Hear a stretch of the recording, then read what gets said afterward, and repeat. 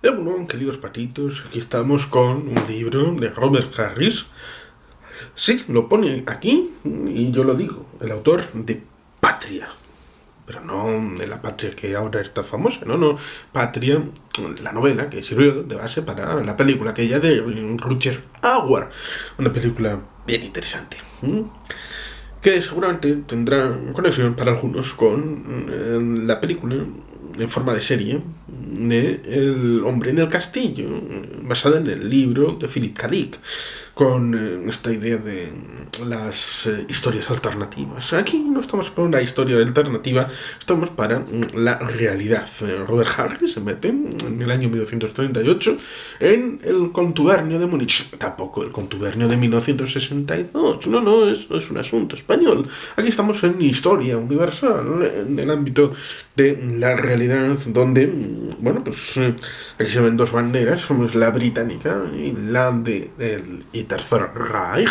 en donde, pues evidentemente, hubo esa situación en la que, en teoría, los Sudetes, los territorios sudetes, que era la zona fronteriza con la resultante República de Weimar, que era con participación de una población germanohablante y germanoétnica bastante importante. Pues digamos que cuando el señor del bigotito, Sir Adolf Hitler, pues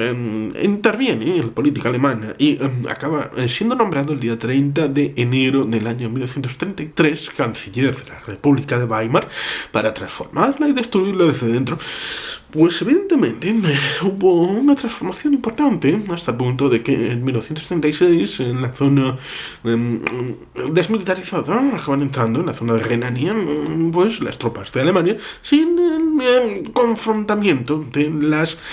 potencias occidentales, especialmente del Reino Unido y de Francia. Un enfrentamiento que en los años sucesivos tendrá una evolución respecto a la situación en aquellas tierras donde residan alemanes, como es la zona de los Sudetes. Y será importante porque tenemos los participantes que serían Alemania, Reino Unido, Francia, Italia y el convidado de piedra, que son los checoslovacos, en una habitación al lado, pero sin tener parte ni arte ni voz en su propio país. Vamos a primero el contexto y después qué pasa con cada uno de los protagonistas, porque ciertamente digamos que hay una cosa que es interesante. La novela, Múnich, trata de establecer la relación con los personajes de segunda fila, con el ámbito británico, Robert Harris es británicos, para tratar de vincularnos con esa gente que trabajaba en el sotogobierno, es decir, en los que daban soporte técnico al ámbito de la delegación británica, lo cual ciertamente es interesante para transformar la historia en vez de un libro de ensayo, un libro de tesis doctoral respecto a los protagonistas principales, sino tratar de vincularnos con esa gente que, testigos de primera fila, como nos invita a ser nosotros, trata de establecer esa relación con la historia para que nosotros nos sintamos partícipes, como si estuviéramos de espectadores en primera fila dentro del propio hotel de conversaciones para explicarnos de qué sucedió allí. Ciertamente, en el caso de Italia, es visto en teoría como un actor neutral, lo cual resulta interesante visto en perspectiva a posteriori, porque digamos que en teoría no estaba del todo vendido a Alemania, pero había tenido ya un problema bastante grave, como es el asesinato del señor Dollfuss en 1934. Italia tenía cierta preeminencia sobre Austria, que era pretendida por el Tercer Reich y por Adolf Hitler, que nace en Linz, formalmente Austria, y quiere ser el canciller de Alemania, el Führer de Alemania,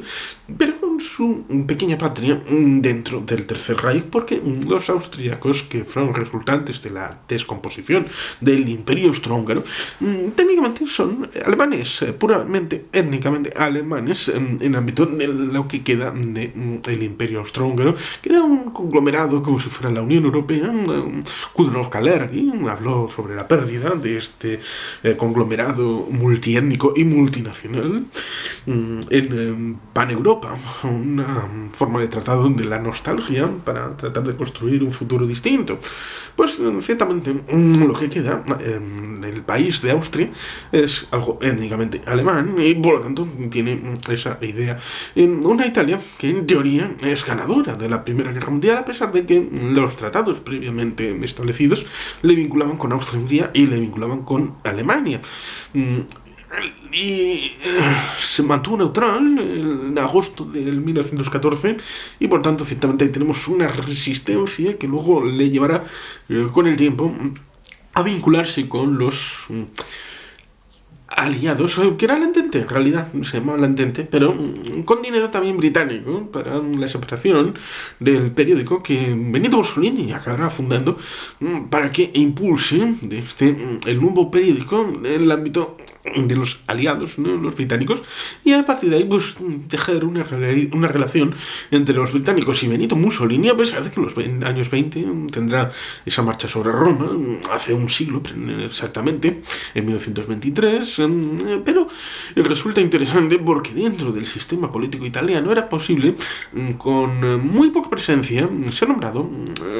primer ministro por el rey, y digamos que tuvieron esa debilidad de abrir la puerta, que es muy parecido a lo que hará el presidente de Alemania, Hindenburg, el 30 de enero del año 1933. Ciertamente son pequeños detalles de la historia, pero ciertamente Italia era vista como un ente neutral, un ente que podía ser confiable, como un elemento equilibrador en el ámbito europeo, y por eso se les llama para este cuarteto. Evidentemente, del otro lado tenemos a los alemanes, que en teoría iban a entrar en los Sudetes a sangre y fuego, como fuera posible, pero bueno, se les convenció de, bueno, vamos a hablarlo en una conferencia internacional. Por eso cuando posteriormente tengamos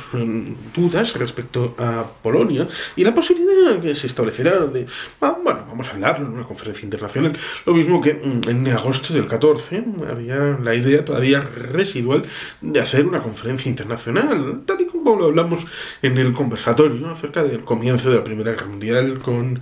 Antonio Muñoz Lorente. Bueno, ciertamente hubo ese revival, esa idea, siempre presente, también con la idea de la conferencia de Algeciras al comienzo del siglo XX.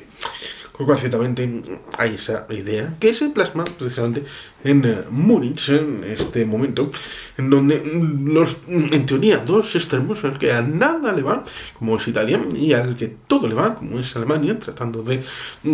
hacer uso de su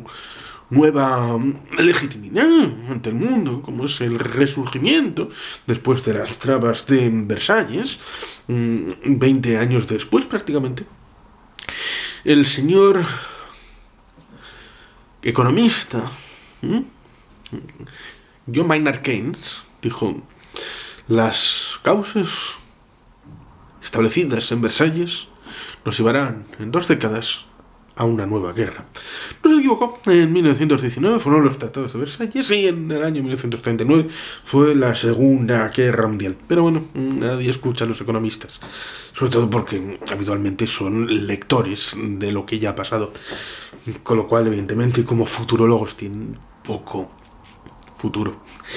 Pues resulta interesante el hecho de que los franceses, aquí tenemos los supuestamente mediadores, los franceses habían tenido una suerte de deficiencia de fe en el futuro de Europa. ¿Por qué? Pues porque evidentemente habían hecho un acuerdo común de todas las potencias para frenar a Alemania y darle un castigo ejemplar. No llegaron a hacer un tribunal internacional, cosa que sí eran en Nuremberg, por evidentemente el asunto de que todavía no estaba maduro y no había habido suficientemente crímenes, digamos, entendiéndose crímenes como algo que han hecho esos de enfrente, pero esos hechos imputables al de enfrente digamos que son suficientemente diferentes a los que ha hecho el bando de aquí como para ser moralmente superiores y poder juzgarlos sin juzgarnos también a nosotros. Por eso, al final, esta hipótesis que pudo haber sido lanzada no se acabó lanzando. Y sin la sociedad de naciones como elemento de desarrollo de los conflictos en su faceta de acuerdos de paz. En algunos sí funcionó, pero en otros, lamentablemente, no. Pues Francia,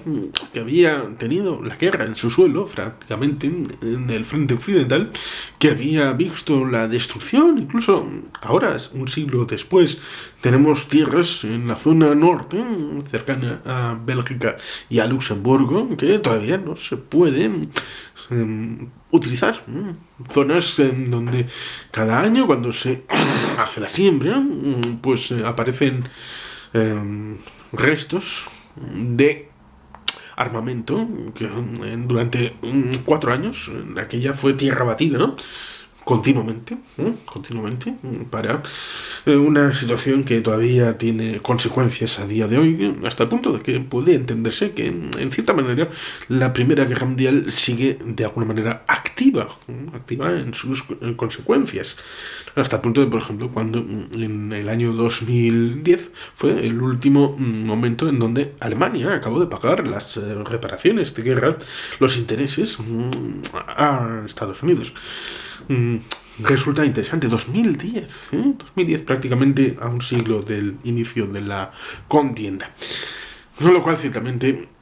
la historia es más actual de lo que a veces pareciera, y por eso hay que respetar a Fernando Díaz Villanueva cuando dice que hasta determinado punto lo considera historia y luego es actualidad. Él trata actualidad en sus programas, la crónica, la contrahistoria, pero son cosas bien distintas. Pues ciertamente los franceses tuvieron durante los años 20 esa situación en la que los británicos se lamieron las heridas, se ocuparon del imperio y se ocuparon de sus cosas. En Estados Unidos los demócratas perdieron el poder y durante 12 años estuvieron los republicanos con un aislacionismo solamente recuperado por Donald Trump. Y digamos que la Unión Soviética, en vez de apoyar, sino tratar de vengarse, la Unión Soviética, que no está invitada en Múnich, hay que recordarlo, pues evidentemente desde el Tratado Rapallo, en comienzos de los años 20, vuelve a armar a Alemania con instituciones de enseñanza de tanques, de submarinos, incluso con una fábrica de gases en la zona exterior de Moscú, donde acabará por implementarse el Ciclón B. Lo cual ciertamente para la historia es algo donde... como diría Víctor Suvorov en el libro El rompehielos, no es entendible la Segunda Guerra Mundial tal y como la conocemos sin el concurso de la Unión Soviética mucho antes del 22 de junio de 1941. Y por lo tanto, ciertamente hay que tener en cuenta muchas de las variables, sobre todo con esa idea de que en los años 20 se veían los franceses como los únicos garantes de la legitimidad del Tratado de Versalles y su cumplimiento. Y por lo tanto, ciertamente fueron viendo como eran los únicos que, en caso de una resurrección de Alemania, serían los únicos en contener y estarían esta vez solos, porque ya no habría esa forma de red de apoyo que antes de la Primera Guerra Mundial se habían dejado las relaciones internacionales, en donde en principio sobrevivió por la muerte del Kaiser y la llegada de nuevo del Kaiser Guillermo II, que rompió decididamente la relación amistosa con el zar, con Rusia, con esa idea que tenía el canciller de hierro, Bismarck, de constreñir a Francia en una red de relaciones internacionales en donde Francia no tuviera la posibilidad de resarcirse de la derrota en la guerra franco-prusiana, donde perdió a Alsacia y Lorena. Pero con el cambio de circunstancias significó que se realinearon antes de la Primera Guerra Mundial de Francia con el ámbito ruso y Francia con el Reino Unido, un entente cordial de comienzo desde el siglo XX, a diferencia de lo que pasaba en Sfaxoda en 1898, que estuvieron a punto de ir a la guerra. Pues ciertamente el cambio de estructuras en donde Reino Unido, Francia y Rusia son la parte que acaba yendo a la guerra en la Primera Guerra Mundial, a la que luego se añade Italia. Un Reino Unido que Sir George Friends fue un aliado muy flojucho hasta el punto de que en agosto de 1914, como lo dice Barbara Tuchman en su libro Los Cañones de Agosto, tuvo que ir Kitchener, el gran mariscal, tuvo que ir en persona a Francia para poner orden en la British Expeditionary Force, en la Fuerza Expedicionaria Británica, para poder poner en su sitio, porque no tenían tan claro el hecho de apoyar a los franceses, lo cual también servirá en 1939-1940, en donde el apoyo será bastante débil y flojo, pero los franceses ya venían paqueteados por todo este tiempo en donde prefirieron hacer la línea Maginot antes que establecer una posibilidad ofensiva con planes como el plan 17, creo que era, o era el plan 7, porque iban numerados los planes ofensiva de la Primera Guerra Mundial que constriñían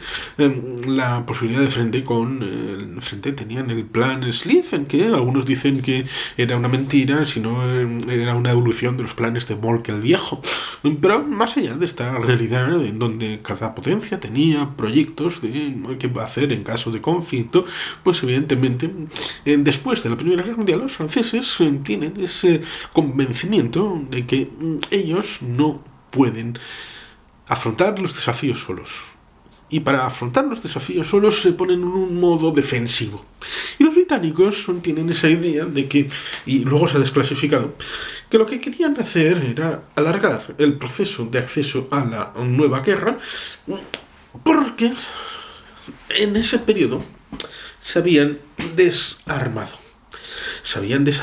El imperio se había desarmado y había hecho lo que los estadounidenses, los padrinos finales de la Primera Guerra Mundial, porque en un primer término hasta el año 16 la financiación de la guerra dependía de Londres, pero luego finalmente el gran financiero estaba en Nueva York, lo cual ciertamente acabó significando un pago en oro brutal en la época de la posguerra, drenando unos recursos que luego evidentemente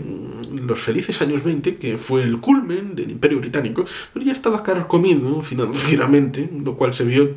después de la Segunda Guerra Mundial. Pues ciertamente los británicos tenían esa idea de que